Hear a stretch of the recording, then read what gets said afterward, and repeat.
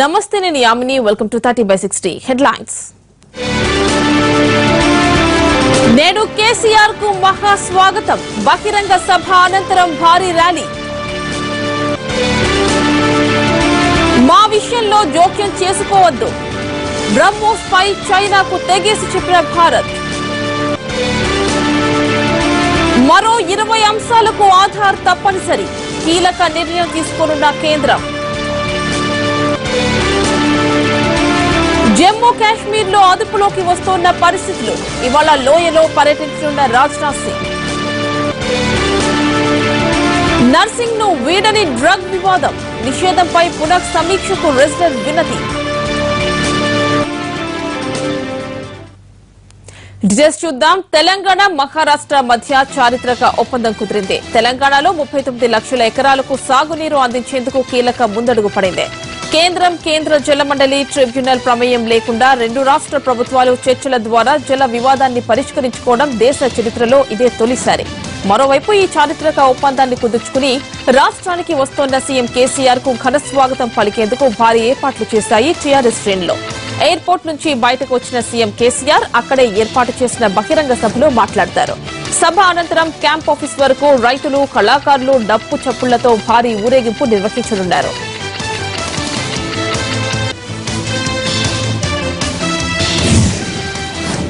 Gangster Nayeem కేసులో ఇప్పటి వరకు 39 కేసుల్ని నమోదు చేశామని తెలిపింది సిట్. నిన్న ఒక్కరోజే 10 మంది నిందితుల్ని అరెస్ట్ చేసినట్టు తెలిపారు. కత్తుల జంగయ్య, పులి నాగరాజు, గురం శివరాజు, బచ్చు నాగరాజు సహా పలువురిని అదుపులోకి తీసుకున్నట్లు సిట్ అధికారులు తెలిపారు. వీరంతా పాసం శ్రీను అనుచరులని, ఓ ఎన్ఆర్ఐను బెదిరించి ₹1 కోటి వసూలు చేసిన కేసుతో పాటు ఓ హత్య కేసులోనూ వీరంతా నిందితులని స్పష్టం చేశారు. మరోవైపు నయీం బెదిరింపులకు పాల్పడిన వ్యాపారి గంపా నాగేందర్ ఫిర్యాదుపై సిట్ విచారణ ప్రారంభించింది. గ్యాంగ్స్టర్ నయీం లీలలు ఒక్కటిగా వెలుగు చూస్తున్నాయి. నయీం అనుచరులైన హఫీం, ఆయన భార్య షాజిదా విచారణలో వెల్లడించిన విషయాలతో పోలీసులు అవాక్కయ్యారు. నయీం మారువేషాల్లో విమానాల్లో పర్యటించేవారట. నెలలో కనీసం 4-5 సార్లు ఛత్తీస్గఢ్ లోని రాయ్పూర్ కు ప్రయాణించేవాడని తెలిసిందే. లేడీ గెటప్ లోనూ ప్రయాణిస్తున్నట్లు తెలుస్తోంది. తెలుగు రాష్ట్రాలకు చెందిన సెటిల్మెంట్లను ఛత్తీస్గఢ్ లో ఏర్పాటు చేసుకున్న డెన్ లో సెటిల్ చేసేందుకు వెళ్తుండేవాడని నయీం అనుచరుల విచారణలో వెల్లడించారు.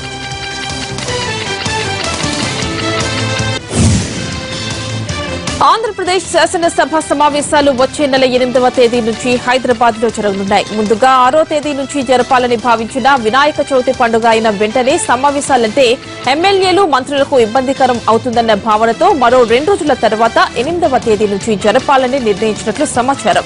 ఆ సమయంలో హైదరాబాద్ లో వినాయక చవితి మండపాలు, నిమజ్జన ఊరేగింపులు ఉంటాయి కనుక బందోబస్తు ఇబ్బందికరం అవుతుందన్న భావన తెలంగాణ పోలీసుల నుంచి వచ్చినట్లు తెలిసిందే. అలాంటి పరిస్థితి ఉంటే ఏపీ పోలీసుల్ని ఎక్కువ సంఖ్యలో వినియోగించాలన్న ఆలోచనలో ప్రభుత్వ వర్గాలు ఉన్నట్లు తెలిసిందే. కనీసం 5 పని దినాల పాటు శాసనసభ సమావేశాలు నిర్వహిస్తారు. 5 ఏళ్లలో 1,00,000 ఉద్యోగాల హామీని నిలబెట్టుకుంటామన్నారు మంత్రి కేటీఆర్. కొత్త ఉద్యోగులు హార్డ్ వర్క్ కన్నా స్మార్ట్ వర్క్ చేయాలని ఆయన అన్నారు. హైదరాబాద్ లో టౌన్ ప్లానింగ్ అధికారులతో ఆయన సమావేశమయ్యారు. భవిష్యత్ వలసలు దృష్టిలో పెట్టుకుని ప్రణాళికలు ఉండాలని ఆయన అధికారులకు సూచించారు.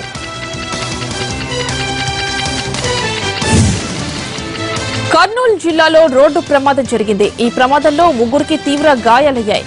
కోడుమూరు మండలం పాలకుర్తి దగ్గర కార్, బైక్ ఎదురెదురుగా ఢీకొన్నాయి. హైదరాబాద్ కుక్కట్పల్లికి చెందిన సుబ్బరాజు కుటుంబ సభ్యులు పుష్కరాలకు అలంపూర్కొచ్చారు.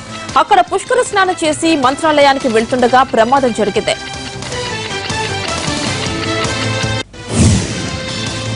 నల్గొండ జిల్లాలో భువనగిరి కేంద్రంగా కొత్త జిల్లా ఏర్పాటు చేయడంపై హర్షం వ్యక్తం చేశారు టీఆర్ఎస్ నేతలు. స్థానికంగా భారీ ర్యాలీ చేపట్టారు. టపాసులు పేల్చి స్వీట్లు పంచుకున్నారు. ఈ సందర్భంగా ఏర్పాటు చేసిన పలు సాంస్కృతిక కార్యక్రమాలు అందరినీ ఆకట్టుకున్నాయి.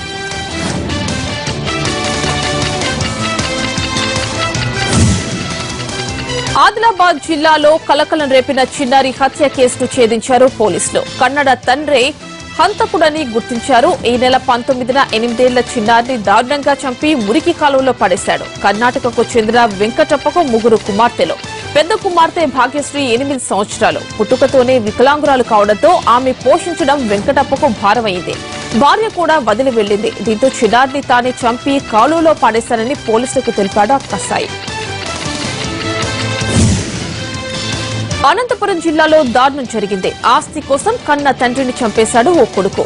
రాయదుర్గానికి చెందిన పెద్దిరెడ్డికి 5 ఎకరాల పొలం ఉంది. ఆ పొలంలో తనకు వాటా ఇవ్వాలని తండ్రిని అడిగాడు కొడుకు. పెద్దిరెడ్డి వినకపోవడంతో కత్తితో దాడి చేసి పరారయ్యాడు కొడుకు.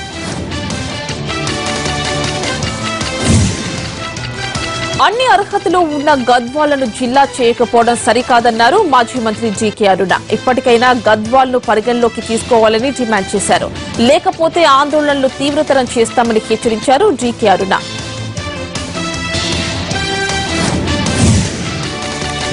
కరువు ప్రాంతమైన అనంతపురంకు సాగు తాగునీరు అందాలన్నారు పీసీసీ చీఫ్ రఘువీరారెడ్డి. కళ్యాణదుర్గంలో కాంగ్రెస్ నేతల బైక్ ర్యాలీలో ఆయన పాల్గొన్నారు. జిల్లా అభివృద్ధి కాంగ్రెస్ హయాంలోనే జరిగిందన్నారు. ఇప్పటికైనా టీడీపీ సర్కార్ జిల్లా అభివృద్ధికి కృషి చేయాలన్నారు రఘువీర.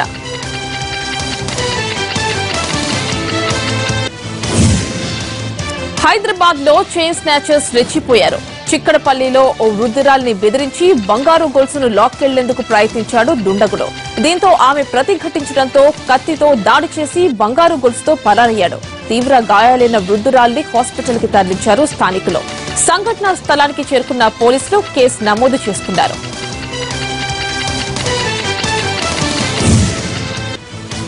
హైదరాబాద్ కోటి ప్రభుత్వ ప్రసూతి హాస్పిటల్లో శిశు మార్పిడి కలకలం రేపింది. తమకు మగపిల్లాడు పుడితే ఆసుపత్రి నర్సులు ఆడపిల్లను ఇచ్చారని బాధితులు సుల్తాన్ బజార్ పోలీస్ స్టేషన్లో ఫిర్యాదు చేశారు.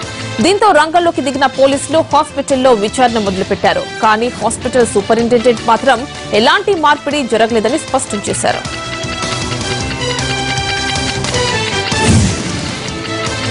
వడ్డీలా ఖాకీ ఎస్ఐ మోహన్ రెడ్డిని పోలీసులు కరీంనగర్ కోర్టులో హాజరుపరిచారు. చాడా మోహన్ రెడ్డి అనే వ్యక్తి ఆత్మహత్య కేసులో మోహన్ రెడ్డి జిల్లా ఎస్పీ ఎదుట లొంగిపోవడంతో విచారణ చేపట్టిన పోలీసులు కోర్టులో ప్రవేశపెట్టారు. కోర్టు మోహన్ రెడ్డికి 14 రోజుల జ్యుడిషియల్ రిమాండ్ విధించింది. దీంతో జిల్లా కేంద్ర కారాగారంగా తరలించారు.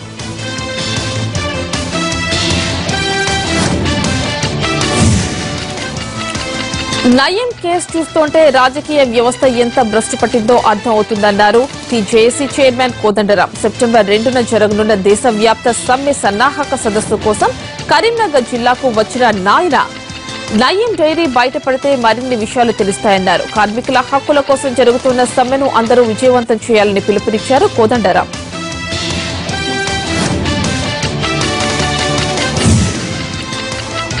మహబూబ్ నగర్ జిల్లాలో రైల్వే పట్టాలపై చిరుత చనిపోయింది. దేవరకద్ర మండలం వెంకటయ్యపల్లి దగ్గర ఉన్న రైల్వే ట్రాక్ పై చిరుత పడి ఉండటాన్ని స్థానికులు గుర్తించారు. వెంటనే అటవీ శాఖ అధికారులకు సమాచారం అందించారు. చిరుత రైల్వే ట్రాక్ దాటుతుండగా రైలు ఢీకొట్టినట్లు ఆనవాళ్లు కనిపిస్తున్నాయి. కాంగ్రెస్ నేతలపై మండిపడ్డారు డిప్యూటీ సీఎం కడియం శ్రీహరి. వరంగల్ మహా విజయోత్సవ ర్యాలీలో పాల్గొన్న ఆయన ప్రాజెక్టుల పేరుతో కాంగ్రెస్ ప్రజలను నిలువునా దోచుకుందన్నారు.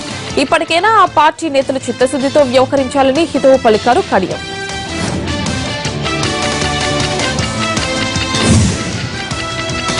ఏపీ ఉన్నత విద్యా మండలి ఆదేశాలతో శ్రీకాకుళంలో ఫ్రీడమ్ రన్ పేరుతో భారీ ర్యాలీ జరిగింది. స్థానిక గవర్నమెంట్ డిగ్రీ కళాశాల నుంచి డే అండ్ నైట్ జంక్షన్ వరకు నిర్వహించిన ఈ ర్యాలీలో అధ్యాపకులు, విద్యార్థులు అధిక సంఖ్యలో పాల్గొన్నారు. స్వతంత్రం కోసం ప్రాణాలు అర్పించిన మహనీయులను ఈ సందర్భంగా గుర్తు చేసుకున్నారు.